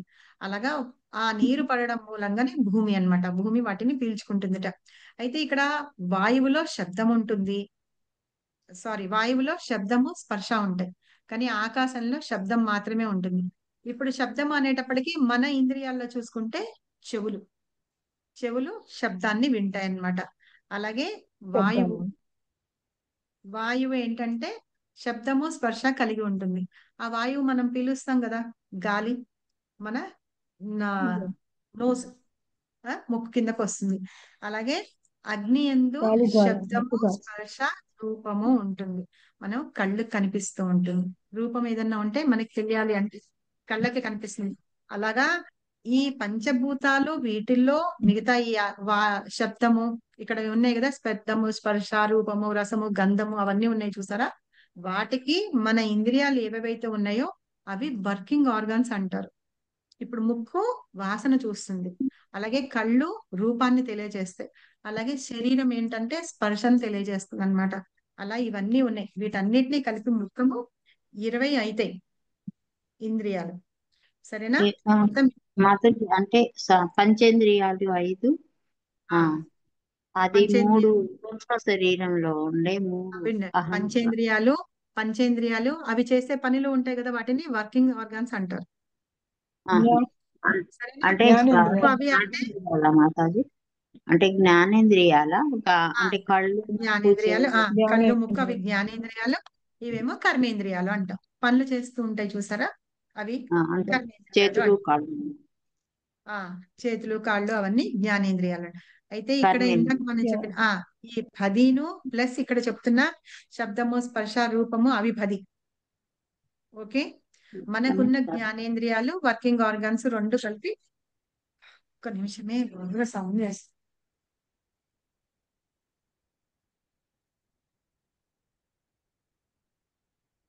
అవి కలిపి 10. సరేనా. ఇప్పుడు మనం చెప్పిన పంచ ఇంద్రియాలు, తర్వాత శబ్దము రసము రూపము గంధము అవి ఇవి కలిపి మొత్తం 10 అయినాయా. మన సెన్స్ ఆర్గాన్స్ వర్కింగ్ ఆర్గాన్స్ రెండు కలిపి అంటే జ్ఞానేంద్రియాలు కర్మేంద్రియాలు 5 5 10 అయినాయి. ఇవి 10 అయినాయి, మొత్తం కలిపి 20 అయినాయి కదా. 20 అయినాయి. 20 ప్లస్ 3 ఏంటి, మనస్సు బుద్ధి అహంకారం. ఎన్ని 23 అయినాయి. 23 అయినాయి కదా. ఇవన్నీ ఇవన్నీ ఏంటంటే మొత్తం అన్ని ఒక దానిలో పెట్టినట్టుగా ఉంటాయి. ఇప్పుడు ఈ సృష్టి జరగక ముందు ఒక చోట పెట్టి ఉంటాయి. అది పిక్చర్ ఉంది కానీ నేను డౌన్లోడ్ చేసుకోలేకపోయినాను. వీలైతే రేపు చూపిస్తాను నేను మీకు. దాన్ని ప్రధాన్ అంటారు అనమాట. సరేనా? ప్రధాన్ అంటారు. ఎప్పుడైతే కారణోదక సముద్రంలో భగవంతుడు పడుకొని ఉన్నారు చూసారా, మహావిష్ణువు అని ఆయన అంటారు, కారణోదక సాయి విష్ణు అని కూడా ఆయన్నే అంటారు. ఆయన ఏం చేస్తారు, పడుకొని ఉన్నప్పుడు కళ్ళు ఇలాగ మూసుకొని ఉన్నా సరే ఆయన దృష్టి వీటి మీద, ఈ ఎలిమెంట్స్, ఇప్పుడు మనం చెప్పుకునే ఎలిమెంట్స్ ఏవైతే ఉన్నాయో వాటి మీద ప్రసరింపజేస్తారు. వాటిల్లో ప్రకృతి కూడా ఒకటి కలిసి ఉంటుంది. 24 మొత్తం. ఈ 24 ఎలిమెంట్స్ మీద భగవంతుని యొక్క దృష్టి సారించినప్పుడు వాటిల్లో జీవం అనేది వస్తుంది. ఆ జీవం వచ్చిన దాన్ని మహత్తత్వం అంటారు. సరేనా? ఆ మహత్తత్వం వచ్చిన తర్వాత బ్రహ్మదేవుడు ఏం చేస్తారంటే ఒక్కొక్కటి సృష్టి చేస్తున్నప్పుడు ఇలా వీళ్ళందరూ వచ్చిన తర్వాత వీళ్ళందరిలో ఈ ఆత్మ ఇవన్నీ వెళ్తాయన్నమాట. అదే క్షీరోదక సాయి విష్ణు ఏం చేస్తారంటే ఆయన పరమాత్మ రూపంలో ప్రతి జీవిలోకి ఇస్తారు. సరేనా? ఈ రకంగా సృష్టి అనేది జరగబడుతుంది అన్నమాట. మొత్తం ప్రతిదీ కూడా భగవంతుని కనుసన్నల్లోనే జరుగుతుంది. ఆయన శక్తి ద్వారానే ఇవన్నీ జరుగుతుంది అని చెప్తున్నారు. సరేనా మాతాజీ? ఇది మనం తెలుసుకోవాల్సిన విషయం. ఈ రకంగా భగవంతుడు సర్వకారణ కారణుడు అని అంటారు. ఈ విషయం ఎక్కడ చెప్పారట? శ్రీమద్ భాగవతంలో కూడా చెప్పారు. అంటే సృష్టి అనేది ఉంటుంది, సర్గ విసర్గ అంటారు. ఇప్పుడు భగవంతుడు చేసిన ఈ మహత్తత్వం దీన్ని ఏమంటారంటే సర్గ అంటారు. అయితే బ్రహ్మదేవుడు చేసిన దాన్ని విసర్గ అంటారు. అది రెండో సృష్టి అంటారు. అయితే మొత్తము బ్రహ్మదేవుడే చేశారు అనుకుంటాం మనం అంతా, అంతకు మనకు తెలియదు కదా. ఇప్పుడు ఈ విషయాలన్నీ ఎక్కడ ఉన్నాయటంటే శ్రీమద్ భాగవతంలో ఉన్నాయట. అవన్నీ మనం అర్థం చేసుకోవాలని. కానీ నాస్తికులు ఏమనుకుంటారటంటే ఇదంతా ఏదో జరిగింది, పంచభూతాలు ఉన్నాయి అని వాటి మీద ఈ నెంబర్ అంతా వేసుకొని వాటి గురించి వాళ్ళు డిస్కషన్స్ చేసుకుంటూ ఉంటారట. చర్చనీయాంశం విషయాలుగా తయారై వాటి గురించి చర్చిస్తూ ఉంటారు అని. ఎందుకు అంటే ఇవన్నీ కూడా భగవంతుని ద్వారా వచ్చిన శక్తి అని వాళ్ళు ఒప్పుకోరు అనమాట. నాస్తికులు అంటే భగవంతుడు ఉన్నారని ఒప్పుకోరు వాళ్ళు. అలాంటిది ఇవన్నీ భగవంతుని యొక్క సృష్టి అంటే వాళ్ళు ఎక్కడ ఒప్పుకుంటారు? ఒప్పుకోరు కదా. అయితే ఇక్కడ ఇందులో ఉన్న అహంకారం అనేది ఉంది చూసారా, మనస్సు, బుద్ధి, అహంకారం ఉంది చూసారా. ఈ అహంకారము ఎట్లా బయటికి వస్తుంది అంటే ఎప్పుడైతే మనిషి నేను నాది అని అనుకుంటారు చూసారా, అప్పుడు దాన్ని అహంకారం అంటారనమాట. ఓకేనా మాతాజీ? ఇప్పుడు దీన్ని ఏంటంటారంటే మన దానిలో భగవంతుని ద్వారా సృష్టింపబడిన ఈ బాహ్య శక్తి, ఈ బయట శక్తి అంతా ఏంటంటే సాంఖ్య తత్వము అని అంటారు. ఓకే, అర్థమైందా? Very good. మాతాజీ. ఇంకేమైనా డౌట్ ఉంటే అడగండి. అంటే ఈ ఈ ఒక్కసారి ఇది లిస్ట్ మేము రాసుకోవచ్చా మాతాజీ, లేకపోతే మీ దగ్గరే ఉన్నదా? చెప్తాను నేను మళ్ళీ చెప్తాను. ఏంటంటే ఇది కాకుండా ఇంకా కూడా ఉన్నాయి కదా, నేను అప్పుడు చెప్తాను. మనము ఈ 7th చాప్టర్ లోకి ఇంకా నెక్స్ట్ ఇంకా ఉన్నాయి కాబట్టి తర్వాత ముందు చాప్టర్స్ లో కూడా వస్తుంది. అప్పుడు నేను అవన్నీ మీకు క్లియర్ గా చెప్తాను. ఇప్పటి వరకు మీకు అర్థమైంది కదా. అంటే ఈ సృష్టి అంతా భగవంతుని యొక్క బాహ్య శక్తి. రెండు శక్తులు ఉన్నాయి కదా, అంతర్గత శక్తి ఒకటి, బాహ్య శక్తి ఒకటి. అదే ఇందాక చెప్పాం కదా, ఇన్ఫీరియర్ ఎనర్జీ అని చెప్పి. దీన్ని ఇన్ఫీరియర్ ఎనర్జీ అన్నమాట. అంటే అపరాశక్తి అంటారు. పరాశక్తి అంటే ఏమిటంటే భగవంతుని ఆధ్యాత్మిక శక్తిని పరాశక్తి అంటారు. అపరాశక్తి అంటే ఈ భౌతికమైన శక్తి ఏదైతే సృష్టి ఏదైతే ఉందో దాన్ని సృష్టింపబడే శక్తిని అపరాశక్తి అంటారు. ఓకేనా? బాహ్య శక్తితో సృష్టించబడింది అపరాశక్తి అంటారు. బాహ్య శక్తి అంతా అపరాశక్తి అన్నమాట. ఓకేనా? ఇదంతా సృష్టి ఆ 24 ఎలిమెంట్స్ ద్వారానే చేయబడింది. ఓకే, దీన్ని సాంఖ్య శాస్త్రంలో కూడా చెప్తారు అని. యాక్చువల్ గా సాంఖ్య శాస్త్రంలో కూడా ఇంకా ఏం చెప్తారంటే అందులో ఏముందంటే మనము శరీరం కాదు ఆత్మ అనే విషయాలను కూడా చెప్తారనమాట. దీన్ని ఎవరు చెప్తారంటే కపిల భగవానుడు తన తల్లి దేవహూతికి చెప్తారనమాట. ఇది 3rd క్యాంటోలో వస్తుంది మనకి. ఇప్పటి వరకు మనకి అంటే ఈ భాగం, ఈ 24 ఎలిమెంట్స్ ఏవేవైతే ఉన్నాయో ఇవంతా భగవంతుని యొక్క శక్తి, అవి ఎలా వస్తాయి అనే వాటి గురించి చెప్పారు కదా. ఇది సాంఖ్య శాస్త్రంలో కూడా ఉందన్నమాట. ఓకే, దీన్ని సాంఖ్యతత్వం అని కూడా అంటారు దాన్ని అని చెప్పి చెప్పు.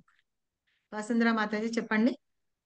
హరే కృష్ణ మాతాజీ ప్రణామాలు చెప్పేశారు. నేను అదే సాంఖ్య శాస్త్రం కపిల భగవాన్ చెప్పింది అదేనా అని అడుగుదామని అనుకున్నా మాతాజీ. అదే చెప్పారు కదా ఇప్పుడు. చెప్పండి. మళ్ళీనేమో ఇప్పుడు 24వ ఎలిమెంట్ అవ్యయము అని ఏదో చదివాను మాతాజీ నేను. అంటే అదేంటో అర్థం కాలేదు నాకు మరి. అయితే ఇక్కడ ఇప్పుడు మనకి ఇప్పుడు ప్రభుపాద ఇచ్చిన దీనిలో ఏంటంటే ప్రకృతి కూడా కలిసి ఉంది అందులో. మనసు, బుద్ధి, అహంకారం, ప్రకృతి. ఈ ప్రకృతి అంతా కూడా భగవంతుని యొక్క శక్తి. ఫస్ట్ చెప్పారు కదా ఆ ప్రకృతిని సృష్టించాలి అని. ఆ ప్రకృతి అంటే ఎక్కడి నుంచి వస్తుంది అది? అవన్నీ కూడా ఇదే అన్నమాట, భగవంతుని ద్వారానే సృష్టించబడింది అని.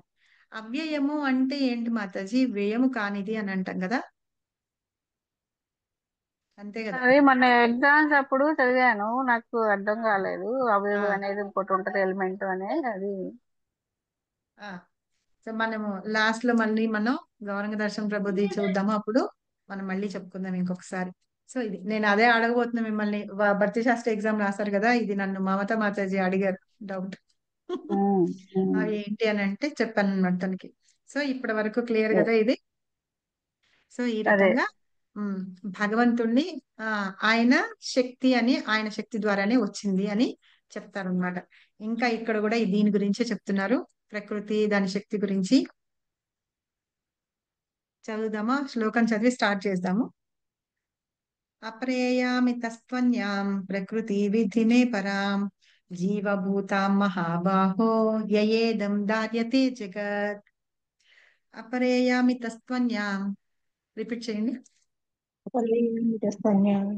ప్రకృతిం విద్ధి మే పరాం ప్రకృతి విద్ధి మే పరాం జీవభూతాం మహాబాహో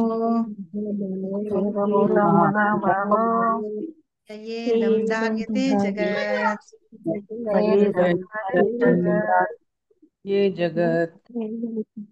చదువుతారు ఎవరైనా శ్లోకం? హరే కృష్ణ మాతాజీ కదా. చదండి చదండి, అందరూ చదండి. అనువాదం. ఓ మహాబాహుడైన అర్జున, వాటికి అన్వయముగా న్యూనమైన భౌతిక ప్రకృతి వనరులు ఉపయోగించుకొని జీవులను కూడి ఉన్న నా ఉన్నతమైన శక్తి వేరొకటి కలదు. హరే కృష్ణ. శ్లోకం చదవాలి ఫస్ట్. ఎవరైనా చదువుతారా శ్లోకం? అవునా? ఓకే. అపరేయమితస్త్వన్యాం ప్రకృతిం విద్ధి మే పరాం జీవభూతం మహాబాహో యయేదం దారితే జగత్. హరే కృష్ణ. చదవండి శ్లోకం ఎవరైనా. చదవండి చదవండి. ఫస్ట్ చదువుతాను శ్లోకం చదవాలి మాతాజీ, చదువుతారు. చదివిన తర్వాత మాతాజీ. చదవండి. అపరేయమితస్తన్యాం ప్రకృతిం విధి మే పరాం జీవభూతం మహాభావో యయేదం ధార్యతే జగత్. హరే కృష్ణ మాతాజీ. Thank you. చదవండి ఇంకెవరన్నా. अपरेयमितस्त्वन्यां प्रकृतिं विद्धि मे परां जीवभूतां महाबाहो ययेदं జగత్. హరే కృష్ణ మాతాజీ. అపరేయమితస్తన్యాం ప్రకృతిం విద్ధి మే పరాం జీవభూతం మహాబాహో యయేదం దార్యతే జగత్. హరే కృష్ణ మాతాజీ. థ్యాంక్ యూ మాతాజీ. హరే కృష్ణ. చదవండి. ప్రకృతిం విద్ధి మే జీవబాహు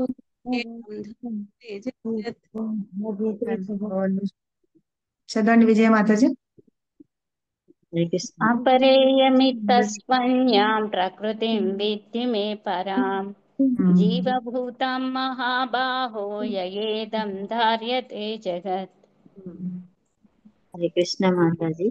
అపరేయమితస్త్వన్యాం విద్ధి మే పరాం జీవభూతం మహాబాహో యయేదం ధార్యతే జగత్. హరే కృష్ణ మాతాజీ. హరే కృష్ణ. అపరేయమితస్త్వన్యాం ప్రకృతిం విద్ధి మే పరాం జీవభూతాం మహాబాహో యయేదం ధార్యతే జగత్. Thank you Mataji. ఎవరైనా అనువాదం చదువుతారా? హరే కృష్ణ మాతాజీ. చదవండి.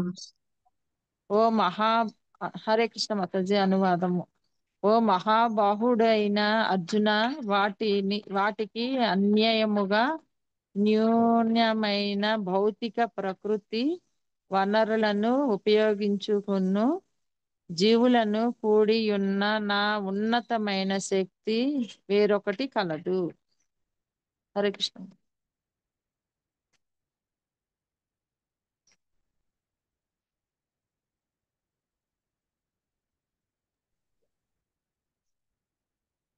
భాష్యం మాతాజీ. భాష్యం. జీవులు భాష్యం దేవాది దేవుని ఉన్నతమైన ప్రకృతికి శక్తికి చెందిన వారని ఇక్కడ స్పష్టముగా తెలుపబడుతున్నది. భూమి, జలము, అగ్ని, వాయువు, ఆకాశము, మనసు, బుద్ధి, అహంకారము అను వివిధ అంశాలుగా వ్యక్తమగు భౌతిక పదార్థమే న్యూన్య శక్తి. భూమ్యాదులకు స్థూల విషయములను మరియు మనసది సూక్ష్మ విషయములను రెండు ప్రకృతి రూపములను న్యూన్య శక్తి నుండి ఉత్పాదింపబడినటివే.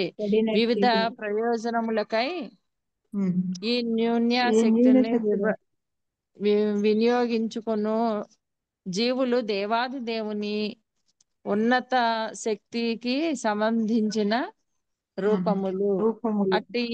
అట్టి ఈ ఉన్నత శక్తి వలనే సమస్త జగత్తు నడుచుచున్నది. ఉన్నత శక్తికి చెందిన జీవుడు ప్రేరేపించినదే భౌతిక జగత్తు నడవలేదు. శక్తులు సర్వదా శక్తిమంతుల చేతనే నియంత్రింపబడి ఉన్నందున జీవులు సదా భగవంతునిచే నియంత్రింపబడినవే వారే కనుక వారి కెన్నడును స్వతంత్రమైన ఉనికి అనునది ఉండదు. కొందరు అజ్ఞానులు భావించినట్లు వారెన్నడును భగవంతునితో సమాన శక్తివంతులు కాజాలరు. భగవానునికి మరియు జీవులకు నడుము గల భేదమును శ్రీమద్ భాగవతము 10.87.30 నందు ఈ క్రింద విధముగా చెప్పబడింది. అపరిమిత ఉండండి కొంచెం సేపు ఇది చదువుకుందాం. ఇప్పుడు మనం thank you very much Mataji. హరే కృష్ణ. ఇక్కడ అర్జునుడికి చెప్తున్నారు అనమాట, భగవంతుడు చెప్తున్నాడు. ఇందాక చెప్పిన 8 ఎలిమెంట్స్ ఉన్నాయి కదా, ఇవి ఏంటంటే భౌతిక ప్రకృతి వనరులను ఉపయోగించుకొని జీవుడు కూడాను నా యొక్క శక్తి అని. అవన్నీ ఏంటంటే అవి న్యూన శక్తి అయితే, ఇన్ఫీరియర్ ఎనర్జీ అయితే వాటిని మనం ఉపయోగించుకుంటున్నాం చూసారా, మనం కూడా భగవంతుని యొక్క శక్తి అని చెప్తున్నారు. భగవంతుడికి 3 శక్తులు ఉన్నాయి తెలుసు కదా మనకి. హరిబోల్ 3 శక్తులు ఉన్నాయి కదా. ఆది దైవిక, ఆది భౌతిక, ఆధ్యాత్మిక. అవి కష్టాలు మాతాజీ.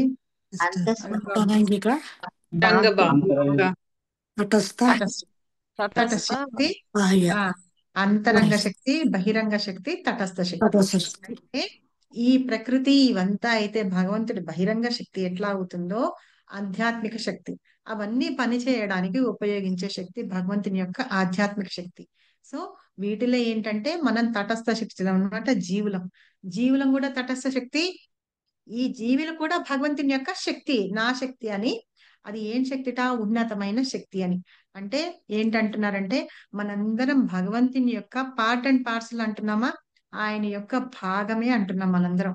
ఇప్పుడు ఒక నిప్పు ఉందనుకోండి, నిప్పులోంచి ఒక చిన్న కణం, అది నిప్పు మండుతున్నప్పుడు ఇలా రవ్వల్లాగా వస్తూ ఉంటాయి చూసారా, అలాగా ఆ నిప్పు భగవంతుడిలాగా అనుకుంటే వాటిల్లో ఉంచే రవ్వలం మనం అన్నమాట. అలాగా భగవంతుని యొక్క పార్ట్ అండ్ పార్సల్, ఆయన యొక్క భాగాలు అంటే చిన్న చిన్న అణువు అంటారు మనల్ని. భగవంతుడిని విభు అంటే మనల్ని అణువు అంటారు అనమాట. ఆ అణువులే మనం అందరం. వీళ్ళందరూ కూడా నా శక్తి అని చెప్తున్నారు. ఎవరికి? అర్జునుడికి భగవంతుడు అన్నమాట. ఆ 8 శక్తులు కాకుండా వీళ్ళందరూ కూడా, ఈ జీవులందరూ కూడా నా శక్తి అని చెప్తున్నారు అనమాట. ఇంకా ఏం చెప్తారంటే ఈ జీవులు ఎవరైతే ఉన్నారో వాళ్ళందరూ ఏం చేస్తారట, వాళ్ళు ఆనందం కోసం, హోగా అంటే ఆనందం చేయడానికి, అనుభవించడానికి అన్నట్టుగా ఈ భూమి మీదకి వస్తూ ఉంటారట. ఫస్ట్ ఏంటంటే మనం ఉన్నప్పుడు, మనం భూమి మీదకి వచ్చేటప్పుడు కానీ, లేకపోతే మనం జన్మ తీసుకోక ముందు కానీ వాటర్ ఆకాశంలోంచి వాన, మబ్బుల్లోంచి వాన కురుస్తున్నప్పుడు ఎంత క్లిస్టర్ గా ఉంటాయి కదా వాటర్. అంటే కింద పడిన తర్వాత ఇట్లా పట్టుకుంటే కనుక మన మొహమే అందులో కనిపించేటట్టుగా అంత క్లియర్ గా ఉంటుంది వాటర్. ఎప్పుడైతే భూమి మీద పడతాయో ఆ భూమికి ఉన్న రంగుని వాటిని అది అందులో మిళితం చేసుకొని నీళ్ల యొక్క రంగు మారుతుంది అనమాట. అలాగే జీవి కూడా ఎప్పుడుట భూమి మీదకి వచ్చినప్పుడు అంత క్రిస్టల్ గా ఉంటాడట. కానీ ఈ 3 గుణాలు ఏవైతే ఉన్నాయి చూసారా, ఆ గుణాల ప్రభావం చేత జీవుడు కూడా ఏం చేస్తాడంటే నేను, నాది అనే అహంకారాన్ని పొందుతూ ఉంటాడట. ఈ భగవంతుడికి ఉన్న 2 శక్తుల గురించి ఇందాక మనం చెప్పుకున్నాము. ఇన్ఫీరియర్ ఎనర్జీ అన్నాం కదా, న్యూన శక్తి, ఉన్నత శక్తి అన్నమాట. ఇదంతా కూడా ఏంటంటే న్యూన శక్తి. అయితే ఏదైతే ఇవన్నీ నడిపిస్తున్నారో అదంతా ఒకటి ఉన్నతమైన శక్తి ఉండి ఆధ్యాత్మిక శక్తి అన్నమాట. దాని మూలంగానే ఈ సమస్త జగత్తు అంతా నడపబడుతుంది అని చెప్తున్నారు. మనం జీవులం కానీ ఇక్కడ ఉన్న ఇందాక చెప్పుకున్న 24 ఎలిమెంట్స్ ఏవైతే ఉన్నాయో అవన్నీ కూడా భగవంతుని యొక్క శక్తి అన్నమాట. అయితే ఇక్కడ ఏం చెప్తున్నారంటే ఈ న్యూన శక్తుల్ని అని వినియోగించుకొని జీవులు ఏం చేస్తున్నారంటే ఉన్నతమైన శక్తి అంటే ఆధ్యాత్మిక శక్తి, దానికి సంబంధించిన రూపాలు అయినా సరే ఈ అహంకారం దానిలో పడి వాళ్ళు ఏం చేస్తున్నారంటే వాళ్ళు విడిపడిపోతున్నారన్నమాట. భగవంతుడి నుంచి విడిపడిపోతున్నారు అని చెప్తూ దానికి సంబంధించి శ్రీమద్ భాగవతంలో ఒక శ్లోకం ఉంది అని వాటన్నిటి గురించి చెప్తున్నారు. వీళ్ళందరినీ కూడా నియంత్రించేది ఎవరు అంటే భగవంతుడే అన్నమాట. ఎలా చేస్తారు ఏంటి అని చెప్పేసి మనం దీన్ని ఏమంటారంటే చేతనా శక్తి అలా అని కూడా అంటారనమాట. మన చేత చేస్తున్న ఈ పనులన్నీ ఏవేవైతే ఉంటాయో అవన్నీ భగవంతుడు చేయిస్తూ ఉంటారు. అది భగవత్ శక్తి అంటారు, మళ్ళీ చేతనా శక్తి అని కూడా అంటారు అనమాట. ఇంకా మనకి భౌతిక శక్తి అని చెప్తారు, మెటీరియల్ ఎనర్జీ అవన్నీ ఉంటాయి కదా, వాటన్నిటి గురించి ఇంకా ఇందులో కొంచెం ఉంది, రేపు చెప్పుకుందాం. ఆల్రెడీ 11:20 అయింది కదా, దీన్ని మనం ఇక్కడ ఆపుదాము, రేపు చెప్పుకుందాం దీని గురించి ఇంకొంచెం క్లియర్ గా. ఇప్పుడు కొంచెం కాకపోతే కొంచెం అర్థమైందా? అర్థమైందా? అర్థమైంది మాతాజీ. భగవంతుడు ఎలా అన్నిటికీ సర్వకారణాలకి కారణుడు అని అంటే మనం కూడా భగవంతుని యొక్క శక్తి అన్నమాట. ఆ శక్తి ద్వారానే మనందరం వస్తున్నాము. కాకపోతే మనం ఏం చేస్తున్నామంటే ఇప్పుడు ఒక గోడ మీద పిల్లిను గాని, లేకపోతే ఇంకో ఎగ్జాంపుల్ కూడా చెప్తారు మన ఆచార్యులు ఏంటంటే, సముద్రం దగ్గర నుంచున్నాం మనం, సముద్రానికి యువతల వైపు ఒడ్డు ఉంది, మనం ఇక్కడ నుంచొని ఉన్నాం. మనం సముద్రంలోకి వెళ్ళాలా, యువతల వైపు రావాలన్నమాట. తటస్థంగా ఉన్నాం మనం. మనకి జ్ఞానం ఉంటే గనక మనం ఒడ్డు వైపుకి వస్తాం. అది ఏంటంటే ఆధ్యాత్మికం అని. మనం అజ్ఞానులం అయితే ఏంటంటే నీళ్ళల్లో వెళ్తాం. నీళ్ళల్లో వెళ్తే ఏంటంటే కొట్టుకుపోవడం అన్నమాట. ఈ భౌతికమైన సంసారంలో మనం అలా కొట్టుకుపోయి అలాగే ఉంటూ ఉంటాంట. అలా మనకి ఆచార్యులు చెప్తుంటారు. అందుకని మనల్ని తటస్థ శక్తి అంటారట జీవుల్ని. కాబట్టి మనం ఏంటంటే ఆ జ్ఞానం అవన్నీ ఎక్కడి నుంచి తెచ్చుకుంటామంటే మన స్క్రిప్చర్స్ ఏవైతే ఉన్నాయో, భాగవతం, భారతం, భగవద్గీత ఏవైతే ఉన్నాయో వాటి ద్వారా మనం తెలుసుకొని నేర్చుకొని మనం ఎటువైపు వెళ్ళాలి అని మనమే నిర్ణయించుకోవాలి. మనం ఇంత భగవంతుని యొక్క శక్తి అయినా సరే మనం దాన్ని ఏంటంటే మనం ఎలా వెళ్ళాలి, ఎటువైపు వెళ్ళాలి అనేది మనమే నిర్ణయించుకోవడానికి మనకి భగవంతుడు ఏంటంటే ఒక ఫ్రీ విల్ ఇచ్చారనమాట. దాని ద్వారా మనం వెళ్ళాలి అని చెప్తున్నారు ఇక్కడ. సో ఇది మనం ఈ శ్లోకం రేపు మళ్ళీ ఇంకొంచెం బాగా ఎక్స్ప్లెయిన్ చేసుకొని రేపు చదువుకుందాం. ఈ రకంగా భగవంతుడిని సర్వకారణ కారణం అంటాం అన్నమాట. Okay, thank you very much. Shrimad Bhagavad Gita की जय, श्रील प्रभुपाद की जय, श्रील गुरुदेव की जय, निताय गौर सीतानाथ प्रेमानंदी, हरि हरि बोल। हरि बोल। हरे कृष्ण माताजी, थैंक यू, दंडवत प्रणाम। दंडवत माताजी। सो